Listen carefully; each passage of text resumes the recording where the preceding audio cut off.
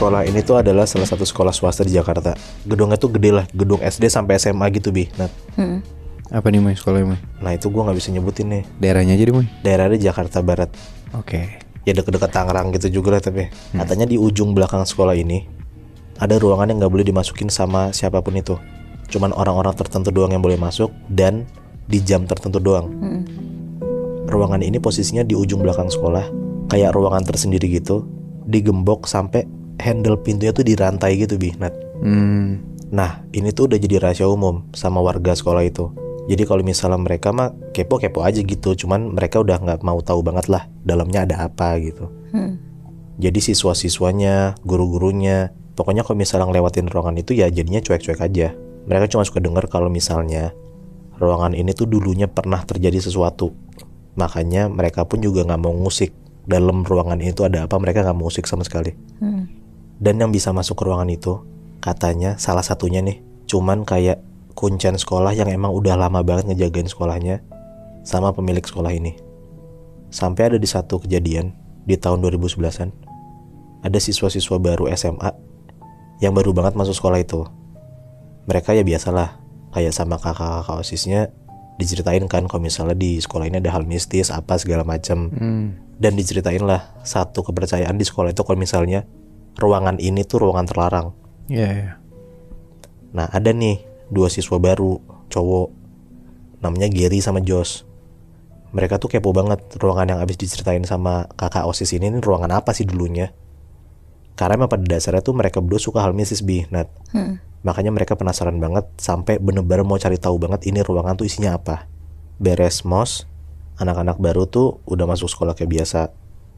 Pulangnya jam 3-an sore. Beres sekolah, si Gary sama Josh ini ikutan ekskul basket. Mereka berdua tuh ikut ekskul basket, pulangnya tuh jadi jam 7-an malam lah. Ada di satu hari, momen-momen mereka balik malam itu, mereka nyari kesempatan buat nyari tahu isi ruangan itu tuh apa dalamnya. Karena kalau misalnya malam sekolah sepi, jadi mereka enak tuh buat ngintip-ngintip dan nyari tahu ruangan itu dalamnya apa kan. Kalau dari luar tuh ruangannya tuh bener-bener kayak ketutup banget gitu Bi. Nah, kayak jendela itu cuma ada kecil dan di atas pintu. Tapi pintu itu tinggi banget. Jadi pun manjat aja nggak bisa ngelihat ke atas gitu loh. Iya. Pas anak-anak basket semuanya udah pada pulang jam 7-an malam, di sekolah itu cuma nyisain Gary, Josh, Sapamnya di depan pagar, dan penjaga sekolah yang udah lama banget ngejagain sekolah ini. Sebut aja namanya Mang Oso. Oke. Pas semua udah pada keluar sekolah, Gary sama Josh nih langsung nih ngendap-ngendap ke ujung belakang sekolah ini buat ke ruangan itu. Kan posisinya sekolah ini udah gelap banget kan. Jadi ya mereka cuman pakai lampu flash mereka doang, flash HP mereka doang buat jalan tuh. Dan nyampelah mereka di depan ruangan ini. Mereka mikir dan nyari tahu banget caranya gimana biar bisa ngintip ke dalam. Tapi nggak ada celah sama sekali juga. Pas mereka iseng-iseng nempelin kuping mereka ke pintu itu juga, mereka dengar ruangan itu tuh hening banget, nggak ada suara apapun dari dalam. Kayak ruangan kosong aja gitulah. Hampir setengah jam mereka cari cara, nggak dapet juga. Akhirnya Josh mutusin buat ngajak Gary balik aja. Karena Josh juga mikirnya takut dikunciin sama Sapam kan. Karena ya kalau misal jam segini takutnya udah dikunci gitu pagarnya, mereka ntar nggak bisa keluar. Dan akhirnya Gary mau tuh diajak balik sama Josh. Jalanlah mereka ngejauhin ruangan itu kan. Pas mereka lagi jalan, tiba-tiba dari belakang mereka tuh mereka dengar kayak ada suara pintu gitu kayak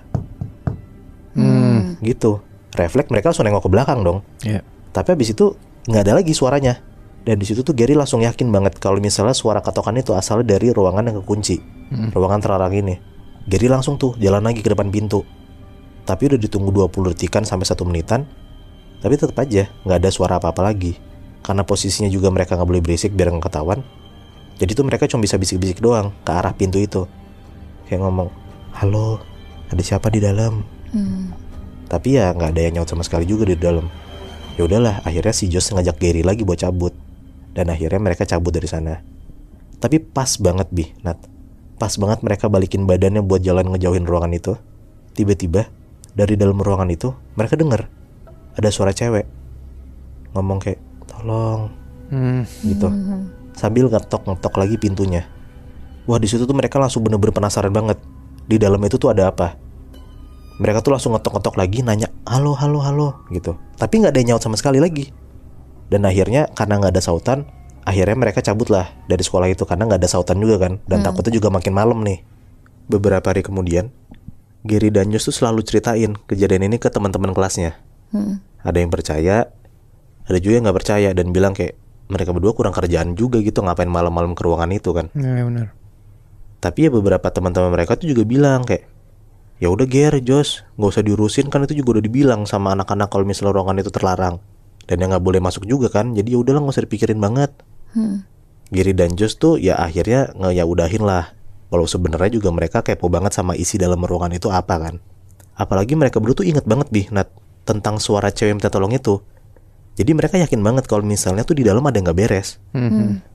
Udahlah singkat cerita, di hari itu udah selesai sekolah, anak-anak bubaran tuh dari sekolah, pada pengen balik, pada pengen nongkrong.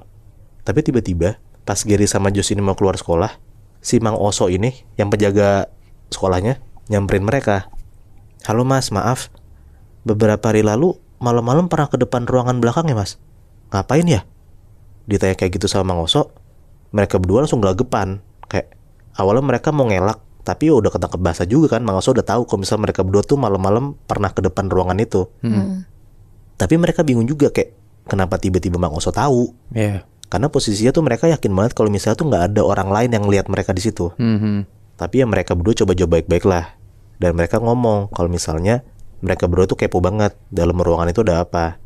Dan mereka minta maaf lah sama Mang Oso kalau misalnya mereka udah lancang. Mang Oso jawabnya pun juga baik, kayak bilang kalau mereka berdua tuh udah nggak boleh kesana lagi, jangan pernah kesana lagi, nggak boleh iseng-iseng ngecek karena nanti takutnya ada sesuatu yang kejadian ke mereka berdua. Di situ Gary nanya ke Mang Oso, emang kalau boleh tahu kenapa ya ruangan ini terkenal banget terlarang dan nggak boleh dimasukin orang sembarangan? Di situ akhirnya Mang Oso ngejelasin ke mereka berdua di dalam ruangan itu ada apa. Dan Mang Oso minta sama mereka, abis dikasih tahu ini, mereka berdua jangan bilang ke siapa-siapa dan jangan pernah kesana lagi. Dengar penjelasan Mang Oso, mereka berdua langsung takut banget tuh. Dan akhirnya mereka berdua ngurungin diri buat ngecek lagi lebih dalam ruangan itu ada apa sebenarnya. Udahlah habis ngobrol sama Mang Oso, mereka berdua balik tuh ke rumah masing-masing. Pas mereka berdua balik di rumah masing-masing, Gary dan Josh akhirnya kena imbasnya. Di rumahnya Gary, pas malam-malam Gary lagi tidur, tiba-tiba dia ngerasa dia gak bisa gerak sama sekali Nat. Kayak ketindihan gitulah. Dan pas Gary melek, Gary ngeliat badan dia itu dililit sama rambut cewek panjang banget. Dan pas dia nengok ke bawah, karena yang bisa digerakin sama Gary cuma kepalanya doang, ternyata dia ngeliat di bawah kakinya itu ada cewek, mukanya hitam, rambutnya tuh ngikat badan Gary. Dan cewek ini tuh diem aja tiduran di bawah kasur bagian bawah Gary itu.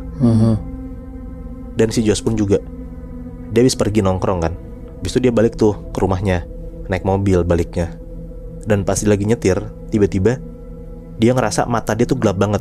Buru-buru dia langsung banting setir ke kiri dan ngerem mendadak.